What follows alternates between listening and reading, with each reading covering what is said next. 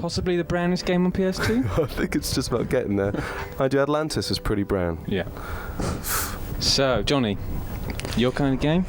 It's better than Soul Reaver, we have to say. It's kind of a lot less. There's a lot less waffle as far as the plot's concerned, and the action's slightly more linear and a lot more gory. And there's no kind of messing about with soul sucking. It's just good old blood and gore and plenty of it. So it's an action adventure with lots of violence. Yeah, there you go. Plenty of blood drinking. Yeah, plenty of that. Ideal. Well, what's wrong with it then?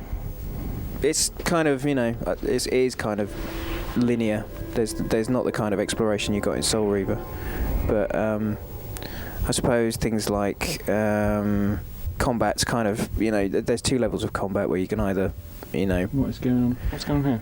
That's a death move. Once you're in the kind of mist, kind of stealth mode, you can creep up and kill people. Certainly lots of sucking going on here. Yeah, very nice. It's all right. I mean, I kind of quite enjoyed it. It's kind of, you could defend, attack. The boss battles are very hard. All the early ones are, and it gets easier as you go on. But yeah, I mean, it's got everything going for it that you'd expect from the series. It's kind of a return to form for them, but there's not a lot wrong with it. It's just going to be a short-lived kind of blast rather than something that you're going to spend ages playing. Does it have a lot in common with the PS1, the Legacy of Kain games?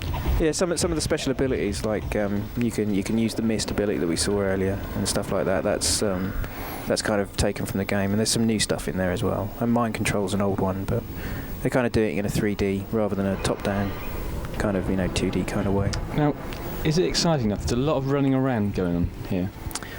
Yeah, there is. I mean, it's interspersed with quite a lot of combat and a lot of fighting and stuff. This is a mind control spell, which is quite nifty. Problem is with it, all you can get these lot to do is flick the switches, whereas what you want to do is chuck them off things or get them to fight for you. So that's it. He's flicked the switch and he's redundant now. You might as well kill him and drink his blood. Which I think is coming up in a few moments.